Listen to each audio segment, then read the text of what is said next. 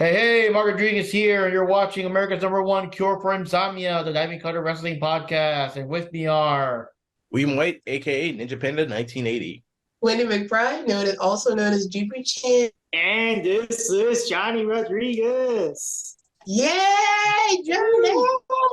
So anyways, guys, we're going to be going over our predictions and like what really happened, the review of Ring of Honor Final Battle and see who was right, who was wrong, all that good stuff. And the first thing we have, I guess the only big wrestling news today, because I'm surprised. I thought that whole Soraya mystery partner thing, they were going to do it now, but I guess it's like till next week or whatever. I don't know. But right now the big news is that WWE has released Mandy Rose for showing off the goods, but mostly because showing off the goods, making money off of it, and not giving it to WWE. Like, I don't know. I don't really see much of a big change since Vince is gone, because that sounds like Vince McMahon petty bullshit. You know what I mean? But apparently he's gone. Triple H is in charge now. Oh, it's so much better now. I don't know, man. It sounds like Vinnie Mac stuff. No, to be honest with you, they're trying to push the whole PG era thing. So I think that might have been most of the issue with that. It wasn't even the self-monetization, because I guarantee you if this was back then during the Attitude Era, no one would have cared. Not a single one of them would have cared, would have gotten in trouble, or anything like that. That was Sunny around. Yeah. I mean, honestly, I think it's due to them trying to be more PG for their channel broadcasters and their marketers, that they saw this and it just popped a red flag, so they had to let her go. What had happened with Vince, Triple H, Shawn Michaels, it didn't matter who it was going to be. Now, one thing is, a lot of people have been comparing it to like you said, Attitude Era, and back then a lot of the divas were on like Playboy shoots, but I'm thinking like I don't know, they didn't count because wasn't WWE still making money off those Playboy shoots? It was still like free promotion and whatever. Well, yeah, but back then you have to think they were usually all on one channel, which was US Network. It was getting a ton of ratings, so back then it was more of a, we'll just let it ride. It's getting us money. But now when you've got like different companies now moving in and actually conglomerating with different networks, especially Fox, because Fox is connected to Disney. Yeah, it doesn't look too good at up to that current point. So yeah, I see why it happens. It sucks that it happened, but I see why it happened.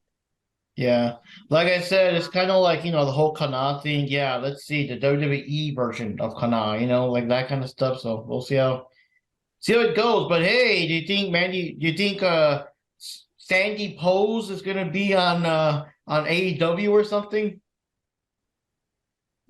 It's a possibility. She might go all elite and show up there. So that would be a nice surprise. I mean, there you go. I mean, all elite, and I mean, I'm sure a lot of fans would like to go all in on that, So, oh man. All right, so anyways, guys, we're gonna go into Ring of Honor. In all honesty,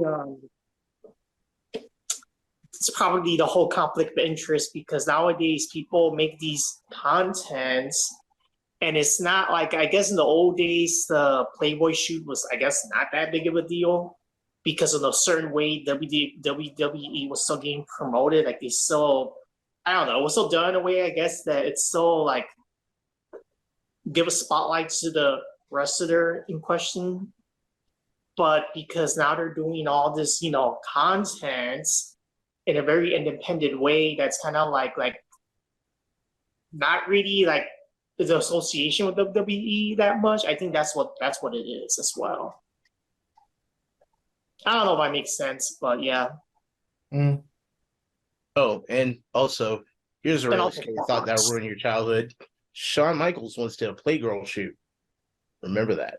No, back then, right? Because I don't know if there's much stock in that nowadays. I did not know that. There you Just go. imagine, I'm just thinking about who else had to use that belt. I'm just saying. I mean, you. Okay. All right.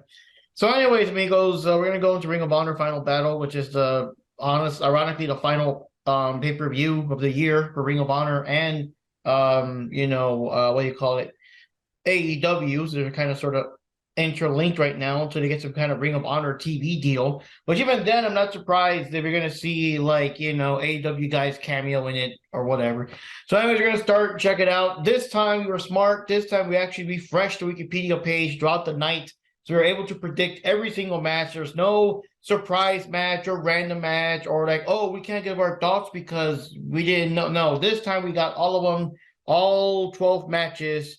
So let's see here. So the first one we got was, let's see. First one we got is Jeff Cobb going up against Máscara Dorada, which used to be known as Lince Dorado. And singles match just for fun, 0 hour. And, decent match. Máscara Dorada did some good, flippy shit. And Jeff Cobb was, of course, big, powerful, muscular guy and stuff like that. Not too much to remember. You kind of feel bad because it is like the first match of the entire event. You're going to kind of forget. But, I was entertained. Because the bad thing is, that first match is always when you're busy getting shit set up and you're getting your food and your snacks and your soda and your beer. You know what I mean? You kind of sort of miss a bit of it. So, But, it was cool. Yeah, you're right. I mean, the first couple of minutes of the match, I'm not even gonna lie, I completely missed because, I was going and grabbing food and, taking care of whatever I need to take care of to get ready for the pay-per-view. But from what I saw, it was a pretty decent match. It was a good opener. Again, Dorado actually doing a lot of his athletic flippy shit, as we like to call it. Mm-hmm. And Jeff Cobb's just kind of playing Hulk smash and just squatting him down every once in a while. But otherwise, it was an okay match. It was a good opener. Is it wrong that I'm really trying to remember what I saw? Because it was a week ago, so I can't remember too much. And so this is my description for the little I do remember. So here and there, all around the square, say catch me if you can. That is my comment for that match. Pretty much like you guys, I really don't remember too much about this match, and I will apologize because I will be a little foggy mind-wise. I should have probably rewatched some of the matches yesterday, but it is what it is. But I don't really remember too much about the match, but I was impressed by Máscara Dorada. He does look like a very good wrestler, and I would actually like to see him wrestle more. But other than that, I mean, I think it was still a good starter. It was still a good match to start. And yeah, it is what it is. Okay, so for this one, we all lose because all of us went for Máscara Dorada. So there you go. We all lost that one. No one starts yet. We're all at the finish line still. So the next match here is, of course, with two members of the Jericho Appreciation Society, the epitome of sports entertainment. And we got Angelo Parker, Daddy Cool, and Daddy Magic, Matt Menard, going up against the Shinobi Shadow Squad with Cheeseburger and Eli Isom. That's a cool last name. And I'm sure Jupi was there somewhere too in the shadows because, the Shinobi thing. She was in there. And the thing I remember the most about is that they were really playing up the whole, the Ring of Honor handshake thing. They were really like handshake. Okay, you get a handshake. Now you get a handshake. And they're just handshaking. It was like a good 2-3 minutes. It was very exaggerated. It was, of course, it was the Jericho guys purposely making fun of the whole Ring of Honor thing until the other guy finally grabbed Parker and kicked him in the balls. And that kind of stopped the momentum there. That's where the honor stopped. And I remember too much about it. It's just it was always cool to see them kind of wrestle. I think they mostly wrestle on Dark. They mostly just do run-ins or whatever. So for me, it was kind of cool to finally see Daddy Magic actually wrestle and because you hear a lot of what's his face. You hear a lot of Menard on commentary on Dark. With Demi Sakura, oh yeah, little tea time. Oh yeah, she goes little tea time. Making all those little silly faces and expressions and just making Paul White crack up and shit. But it's interesting to actually see him in the ring. You know what I mean? And I think he's got a little bit of the Jericho poutine going on. So I think they've been sharing in the poutine, you know. But other than that, they won the match. Pretty decent match. Like I said, it's just kind of cool seeing them actually in the ring. I don't watch Dark terribly too often, except for the women's matches, but you know, decent match. Yeah, it was an okay match. Like I said, it was pretty cool to see the Shinobi Shadow Squad, especially Cheeseburger. That guy's freaking hilarious. But yeah, it was a very sturdy match. To me, to be brutally honest with you, if that would have been the opener, I would have probably paid way more attention. Yeah. But yeah, it was a really sturdy match. I like the way that the association or whatever, they were messing around with the Ring of Honor handshake, which is like, as far as the indies go and stuff, that's a big no-no. You don't mess with that. So for them to even recognize and tease that was kind of cool, but in the same sense, I was like, all right, guys, don't do this too badly, because that'll cause a lot of backlash. But when he kicked him in the nuts for it, that's when I was like, okay, I see where this is going. This is good. Would that have caused a jackknife's rant, you think? Maybe that might have been Jackknife's rant worthy, but overall it was still a fairly good match. When I saw that, this I do remember a bit more for, the handshake thing. That was pretty much the same thing. It was, like Oprah with the car, and you get a handshake, and you get a handshake, and you get a handshake. Let's go out to the audience, like giving them handshakes, even though they're not part of the match or Ring of Honor. But I like how that was kind of like set up, and like you were saying, that's an insult. They were making fun of how they do that. So when the nut kicking started, which kind of jump started the match, I thought that was pretty cool. So yeah, and it was a pretty fun match from the bit that I do remember of it. So let's see. And off to Gianni. Yeah, it was a very entertaining match, and yeah, it was kind of like a mockery of the whole handshake thing, what they do with the Ring of Honor. But honestly, you can't really expect too much from the Jericho Association, because they're always going to do weird shenanigans like that. It was a good match, but it was kind of disappointing that what was it called, the Shinobi, the hamburger. It's a shame that they lost the match. But yeah. Enjoying that, man. I really did like looking at them though. They were fun. Yeah. So with this one, let's see here. Oh God, we lost again because all four of us went for the Shinobi Shadow Squad. So I thought this was gonna influence more or impact our decisions more, but no, we're like just losing all of them. But anyways, the next one we have here. So we are all four of us are still at 0 points.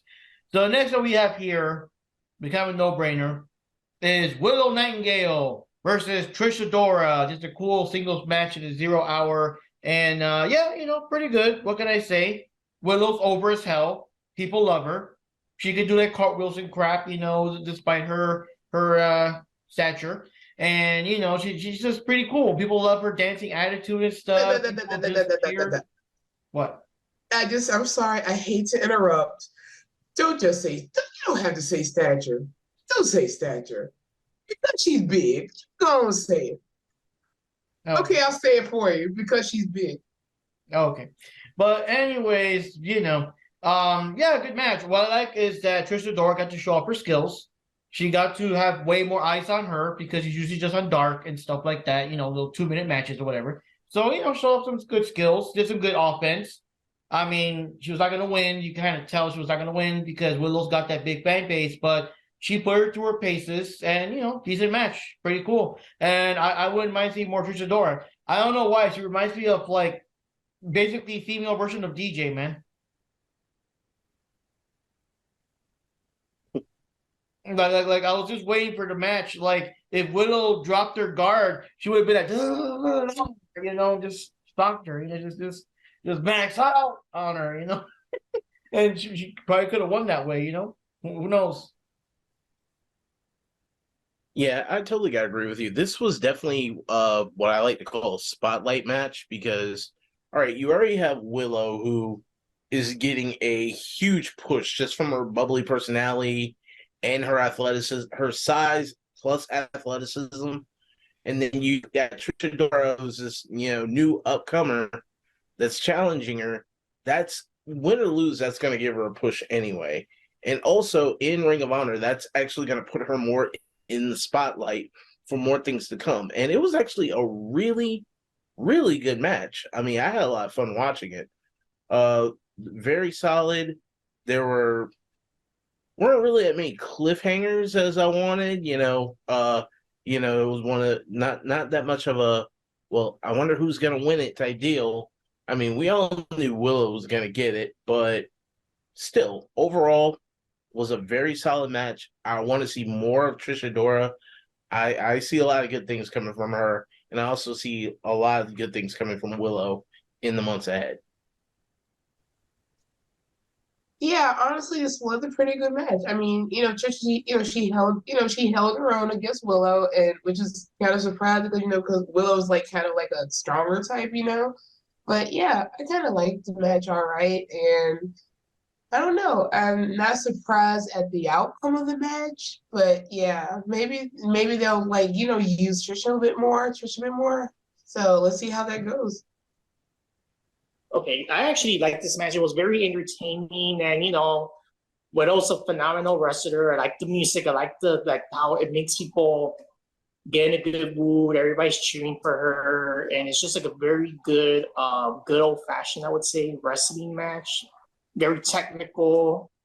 They're both, phenomenal like opponents, and yeah, it's just like a very good, solid match, I think.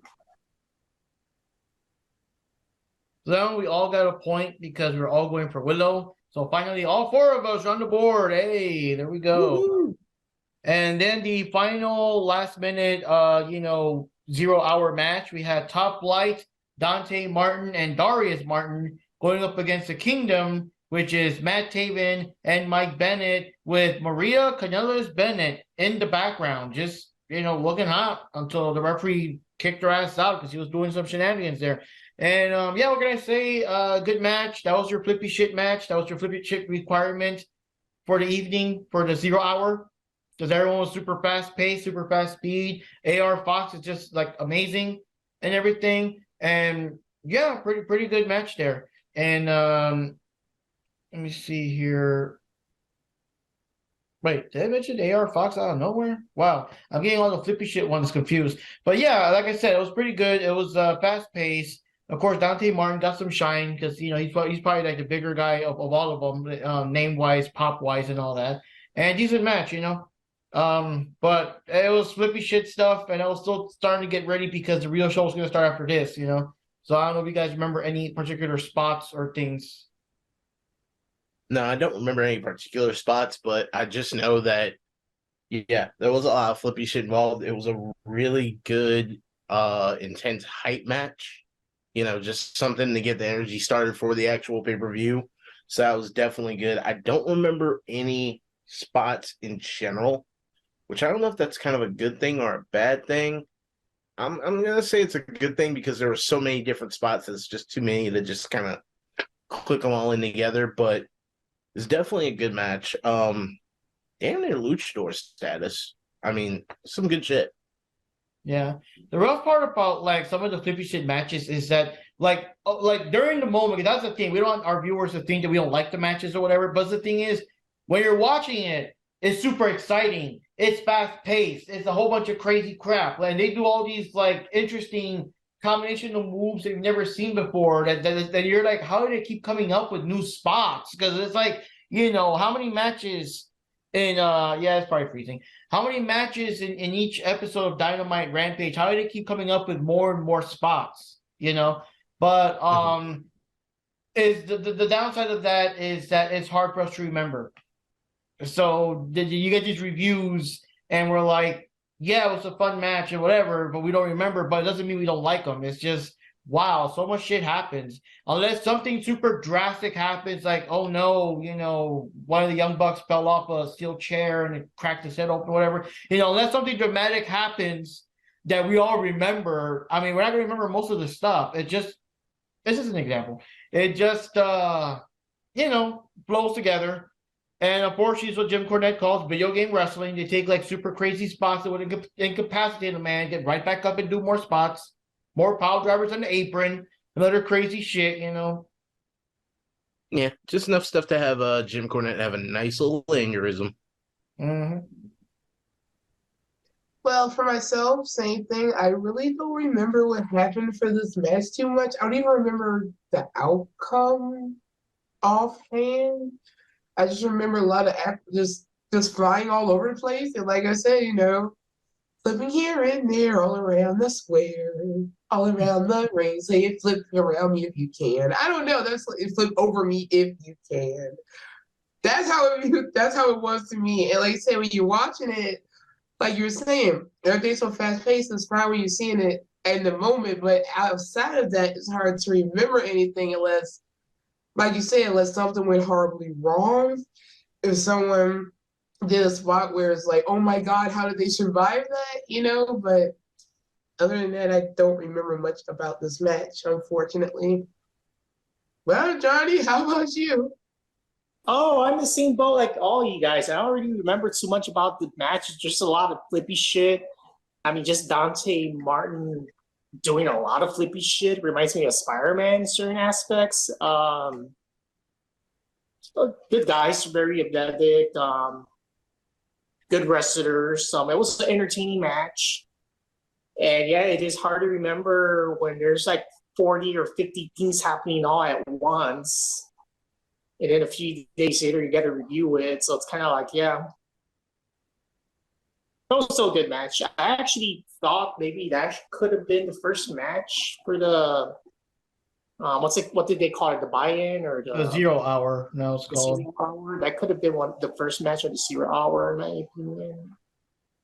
But yeah, it was It's kind of so weird good. how they do that, though. In my opinion, I would have preferred because now they're both called the 0 hour.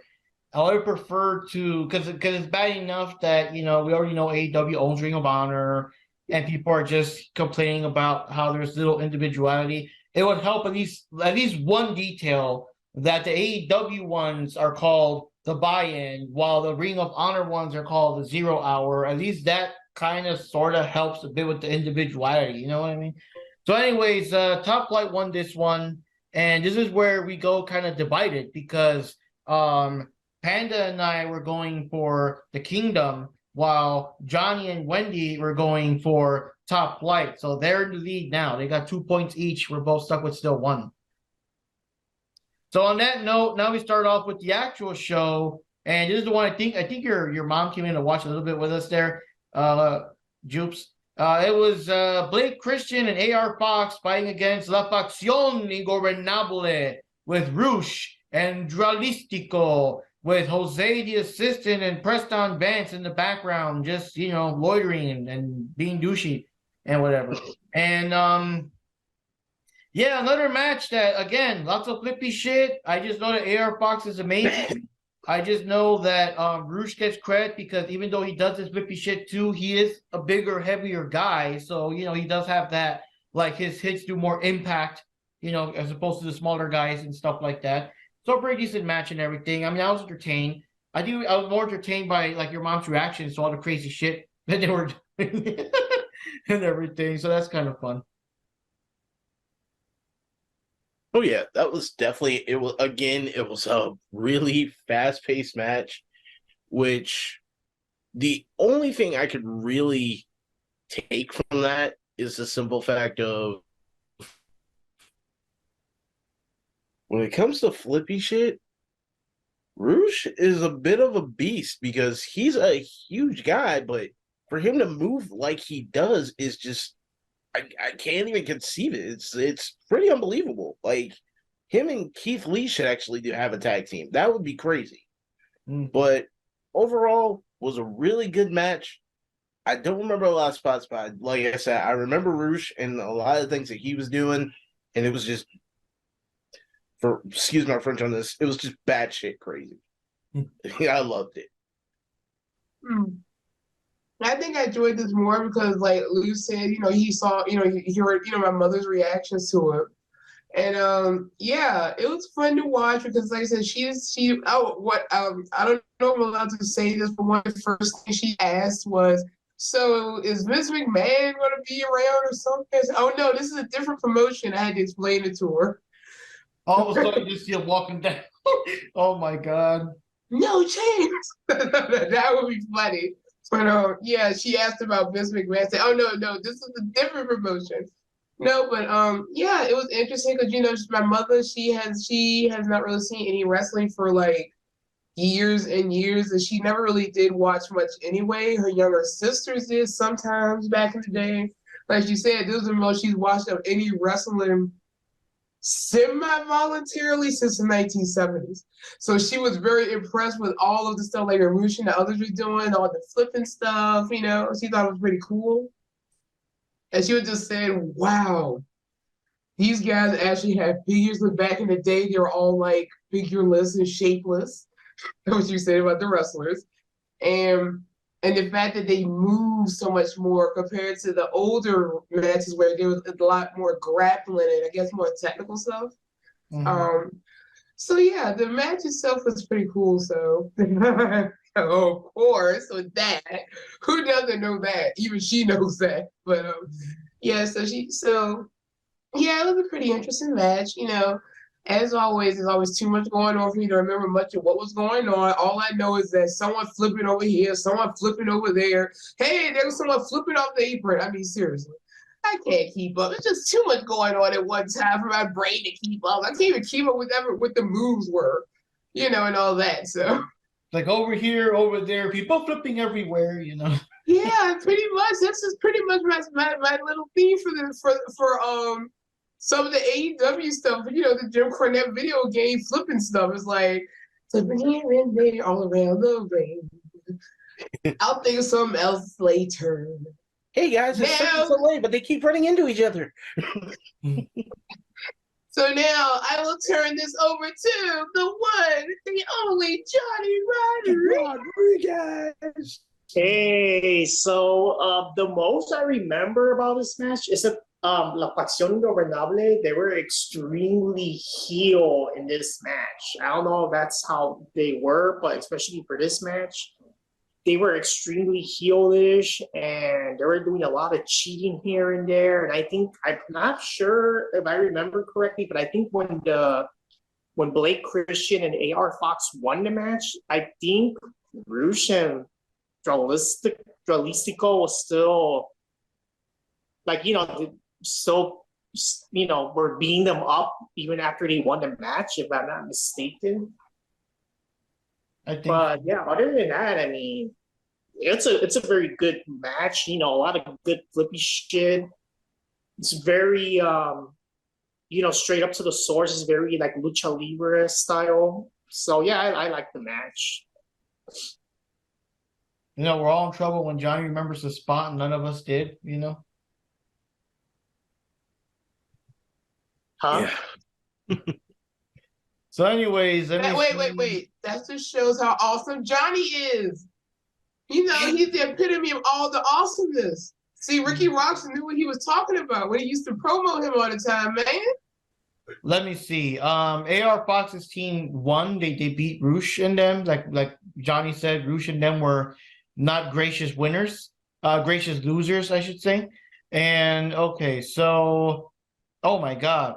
I lost this one. I was the only one to go with La Facción Ingobernable. Everyone else went for the team of Blake Christian and AR Fox. So point for Johnny, point for Wendy, and point for Panda. So there we go. So then after this, we've got this is surprising so early in the show too. We got Athena, the fallen goddess, and oh boy, is she a goddess, going up against Mercedes Martinez, the current Ring of Honor Women's World Championship, the big title match. And what can I say? It's as aggressive as I was expecting it to be, because Athena has become way more in your face and way more violent. But of course, Mercedes is not like, a stranger to violence. So they both basically just fuck each other up during the match. Pretty intense. But for me, the biggest shock and the biggest surprise was that Athena actually won, and she's the current champion.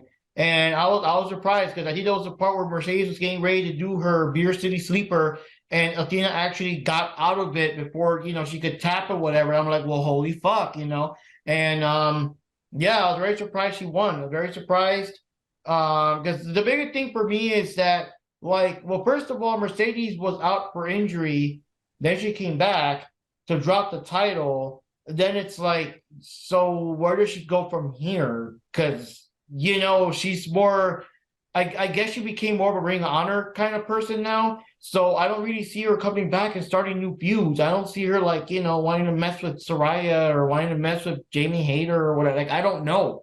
So that's why I was thinking she was going to still win, to still give her reason to be around, to defend the title, but here it's like, and I'm super happy, of course, that Athena won. That's badass. I'm glad she did. That's super badass, super badass. But I'm just wondering now, like what's the story now with Mercedes Martinez after this? Is she just gone for a while again? Like, I don't know.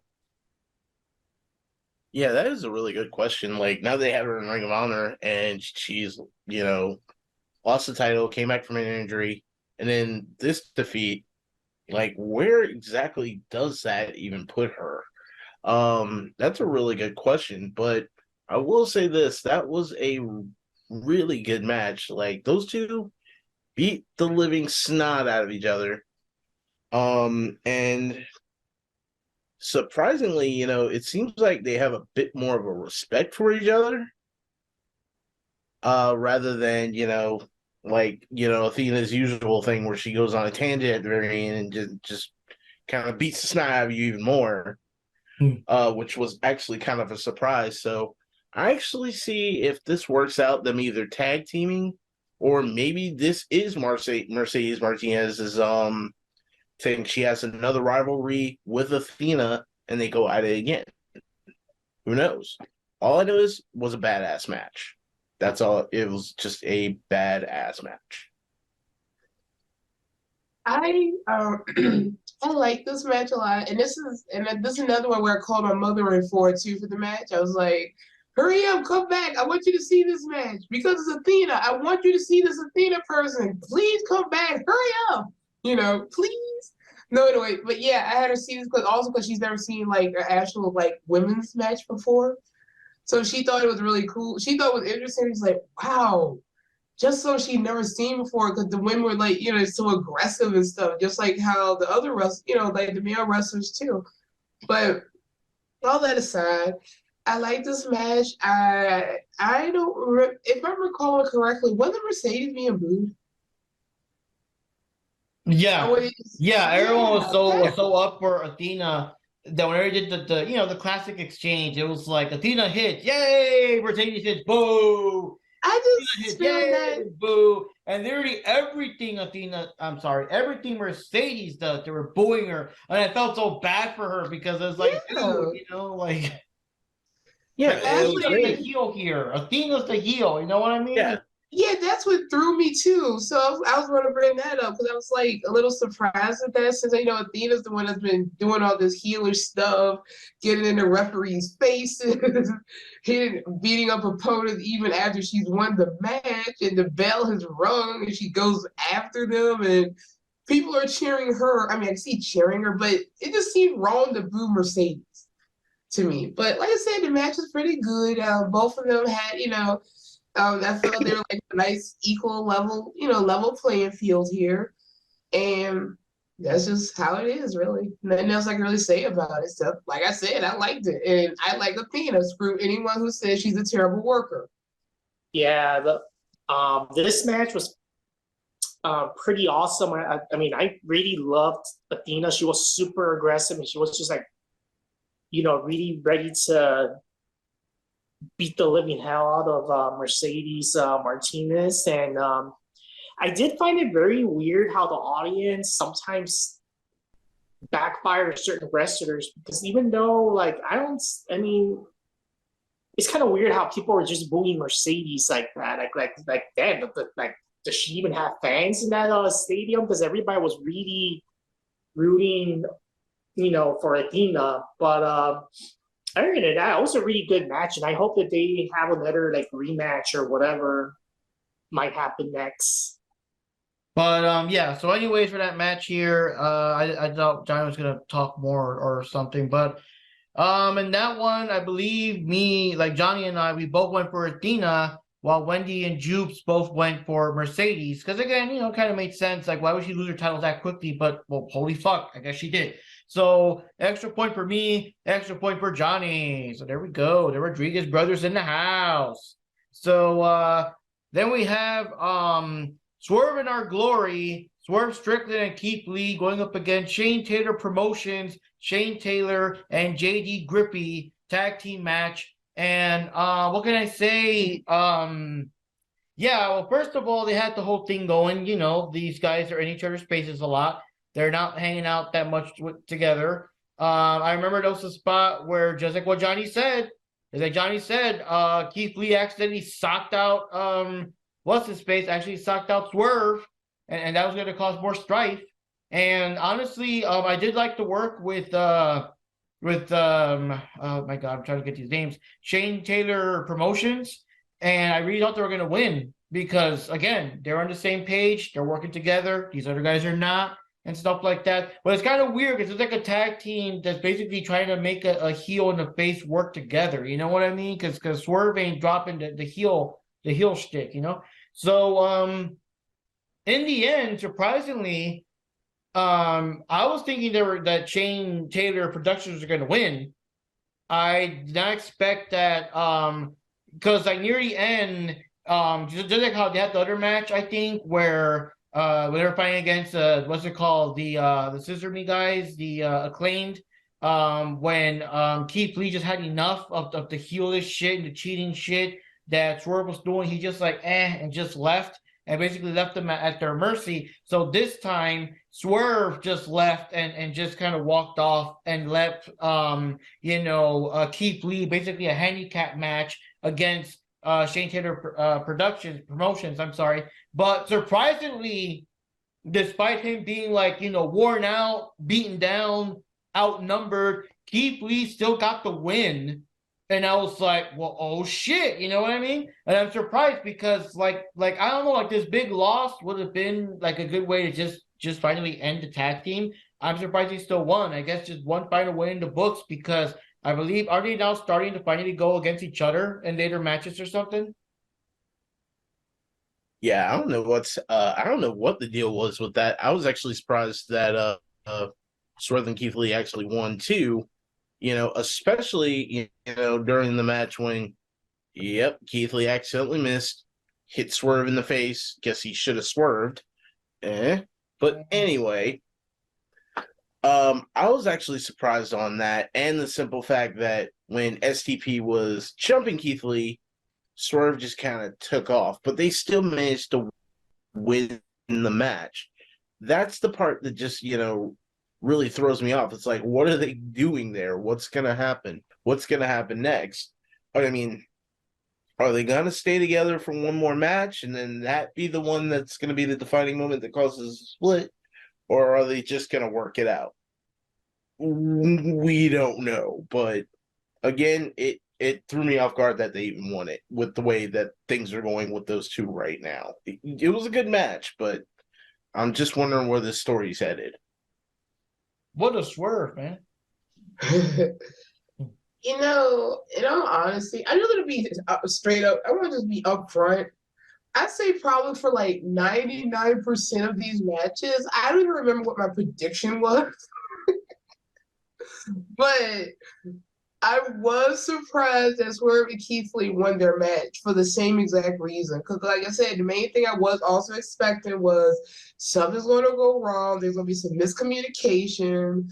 They're going to get mad at each other. And that's going to be the thing that, like, fully throws them apart, split them up and be like, I'm sick of you. I'm sick of you. Screw you. I'm out of here.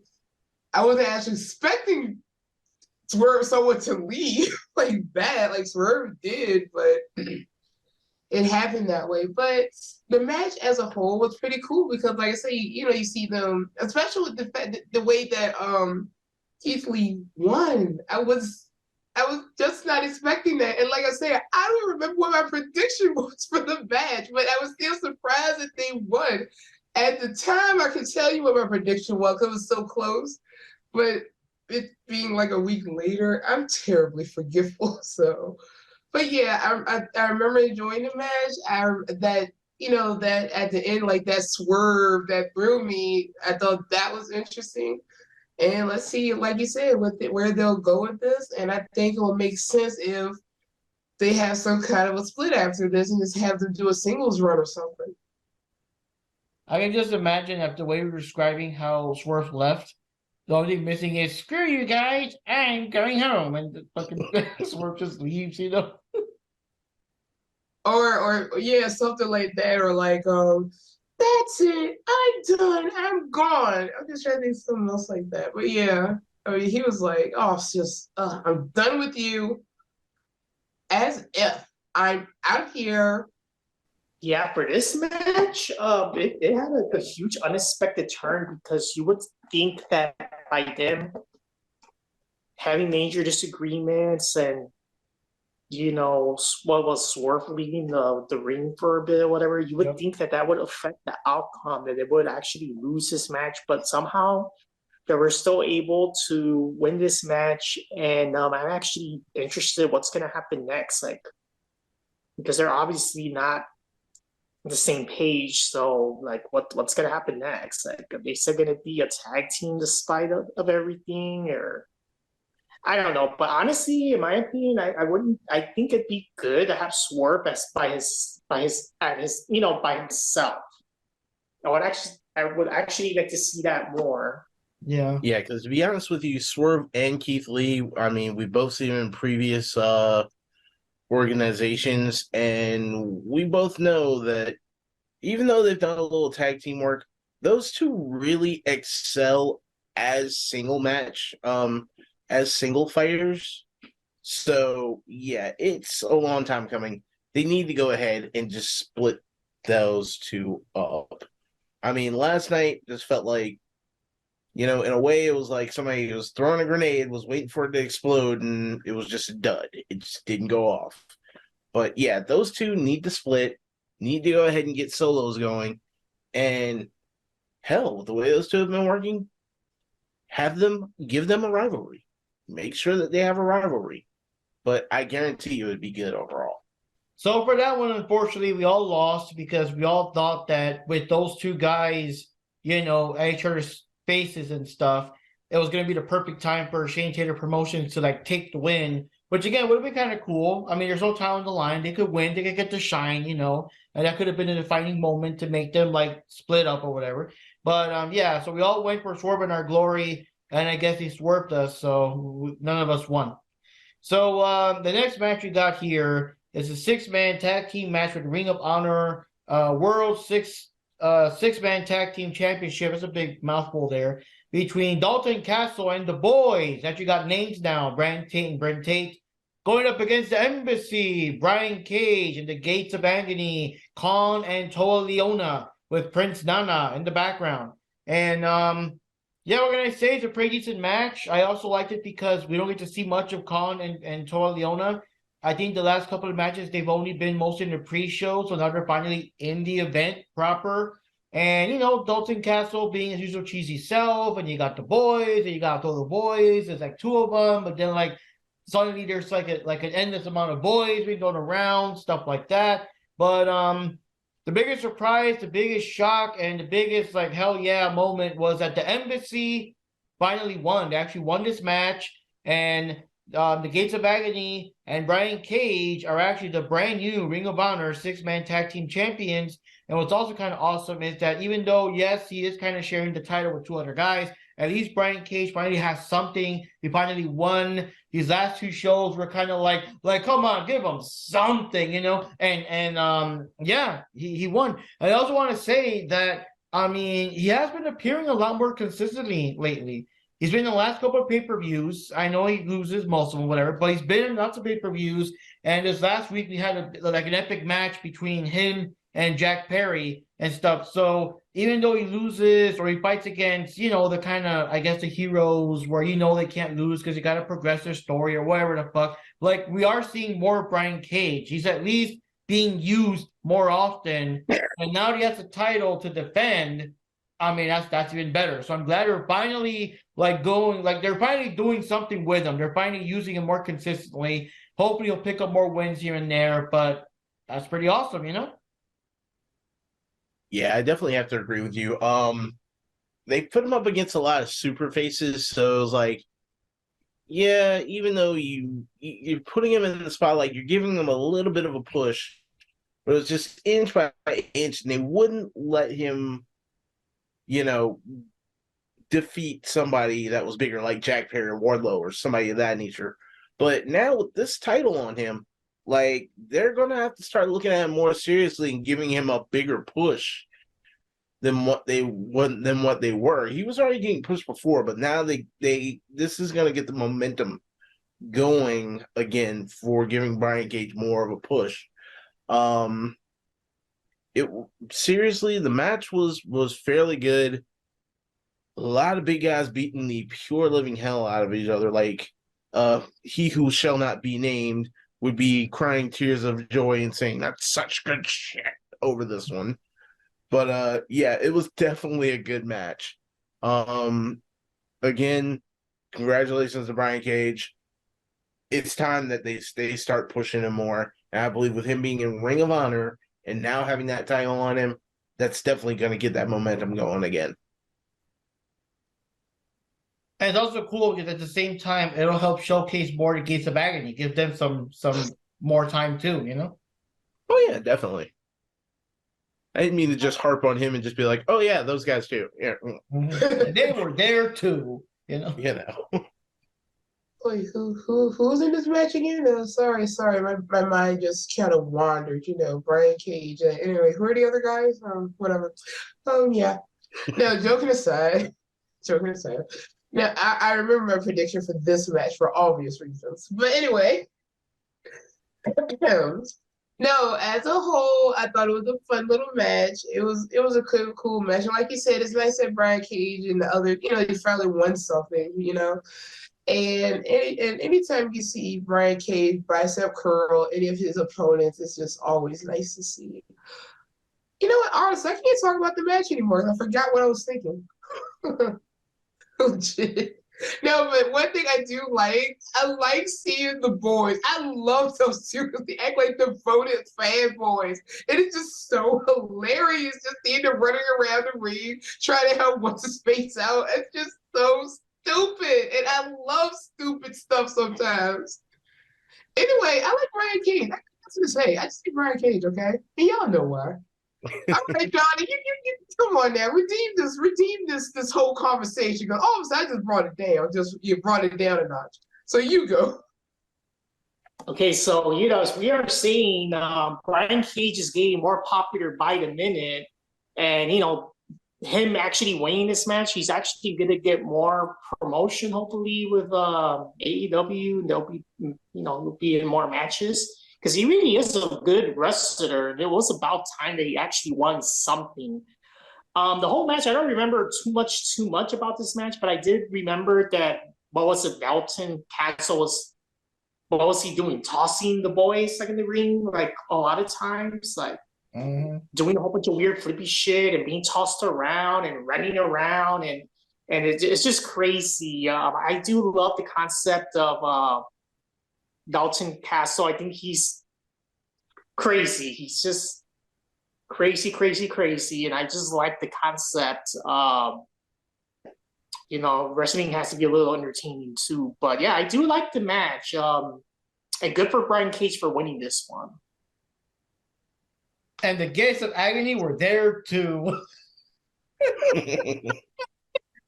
Oh, man. Wait. Who? Huh? What? I'm sorry. I just remember Brian Cage. I just remember a nice, muscular, nice little body that I want to get to. Sorry, that's all I remember. I remember the match we were watching with you had Powerhouse Hobbs, you had Brian Cage, and you had Samoa Joe, and you and your other girl there, you're both like, your jaws were just dropping. And after that, when I was mentioning about Samoa Joe, you're like, wait, Samoa Joe's in the match too? Huh? What? I was like, oh, Brian Cage. He was like, oh, other dude. I was like, oh yeah, another guy. That's him. He's the guy that'll catch you and put you in a sleeper hole. Put you in a submission hole and knock you out. So. Okay, so for this one, unfortunately, Johnny loses out. He was the only one that went with Walter and the boys, and the rest of us, me, Panda, and Jupes, we all went for the embassy with Brian Cage and them other two guys. So yeah, there we go. On the bright side, Johnny could maybe qualify to be one of the new boys. He could also get thrown around. Yeah, I mean, I like how the boys were getting. I liked how the boys were getting tossed around. I just thought it was hilarious, And I was thinking about it too. Like I was just waiting for someone like, "Hey, I got this one here, catch!" Or like, once they Walter pick up one of them and just go chuck them in the ring and one in the other or something. What I like is that they play their role so cheesy. Like they're gonna get tossed, but they're all like yeah. Like they're excited. Oh, they're gonna throw me! They're gonna throw me! Like they're so excited. They're so like they don't break character throughout the entire thing. Like, and every time Dalton Castle like falls out of the ring or something, they run over real quick. Oh my god! Gotta stand him! Are you okay? Like they just don't drop character throughout the whole thing, and I just love that. I especially love the whole.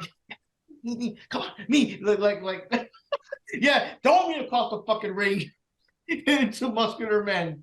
Like that's what I like about them. It's so silly, but if you'd be like, oh, Master, throw me in the ring. Literally throw me. No. Throw me, Master. Throw me, Master. I'm the better boy. No, I'm the better boy.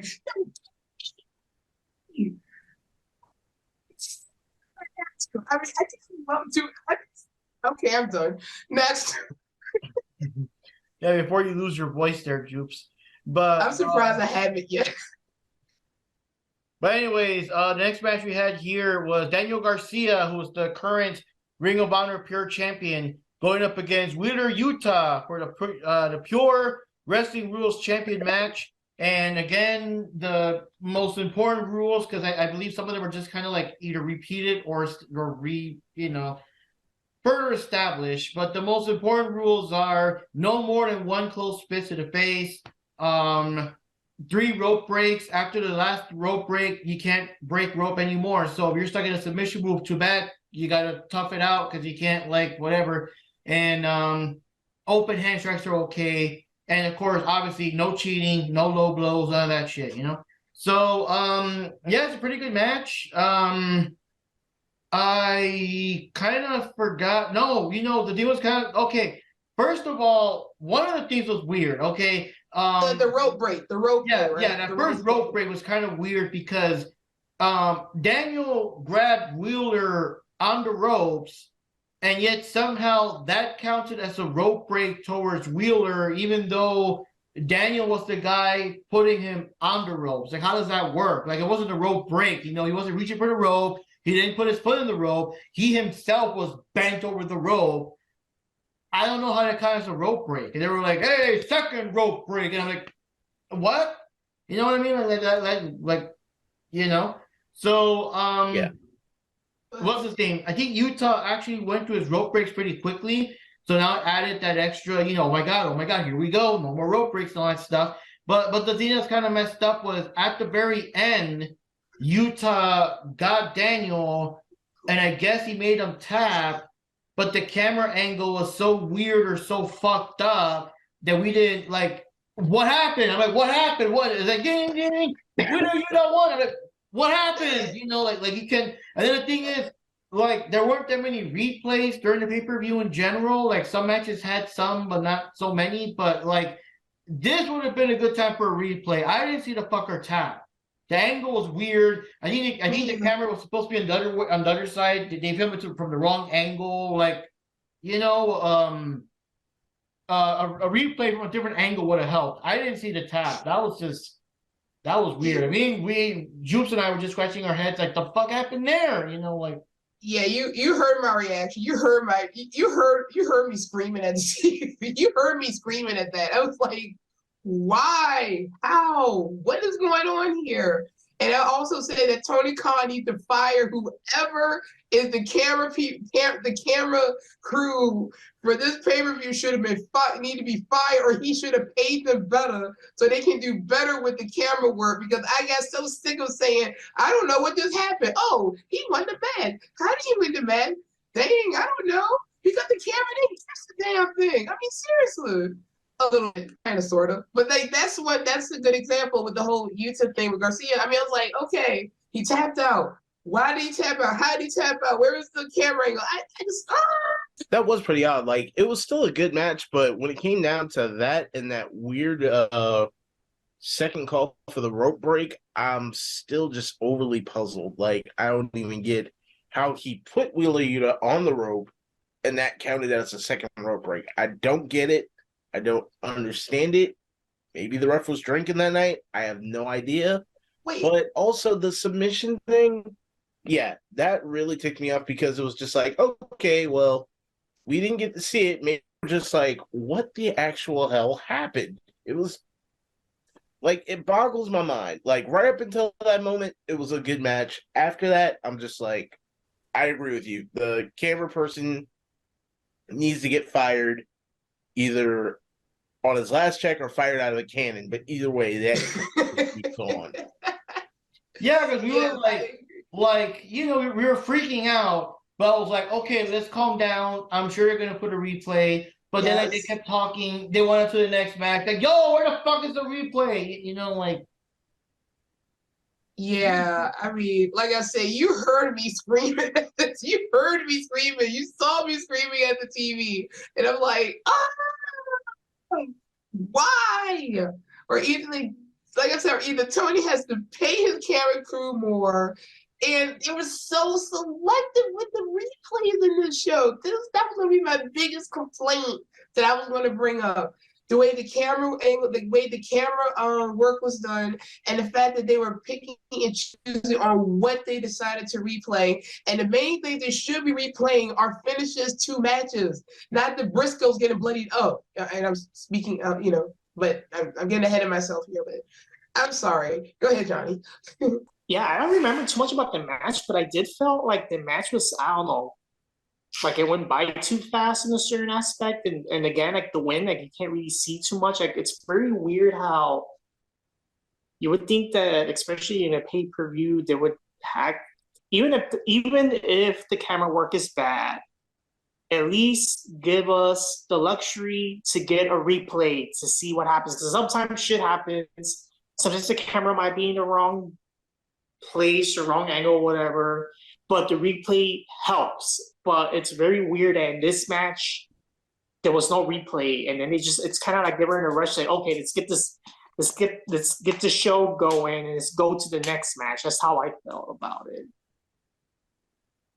And in terms of the match itself, I think Daniel Garcia is just like a sore loser, I guess. I don't even shake hands or didn't do none of that. So, you know, it's not too surprising, but yeah, that's yeah. Now that you mentioned, I kind of forgot about that. I was still kind of pissed off over the fact that we didn't see him tap out. I totally like.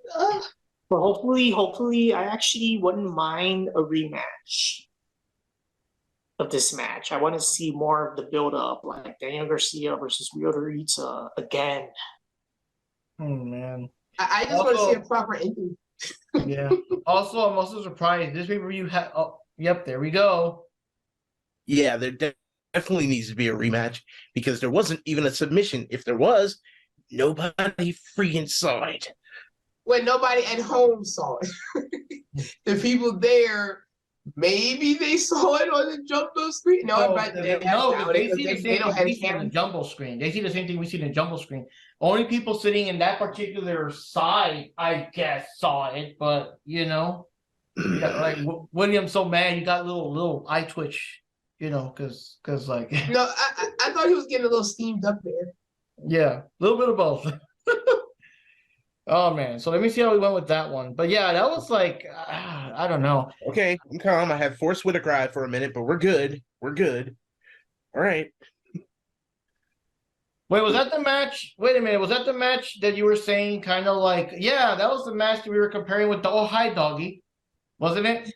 So No, was another one? no. We were comparing. No, I came up with that with another match that you built. You built up on that one. No. Later match. Okay. Oh, we'll get there. We will get there. Can Oh I my please God. go first on that one, William? Okay. So Go right anyways, let me get the little scorecard thingy going where I can find these because oh my God. The descriptions make these. Oh, there we go. So, wow, William was the only one who went with you with Utah. Really? So not only did he get the win, but like, yeah, the win that he couldn't even see, and the rest of us went with Daniel and everything. But I also gotta say, this event so far, and I think it keeps going. It has been the event with the most title changes ever. Like, holy crap, you know. But anyways, let's continue.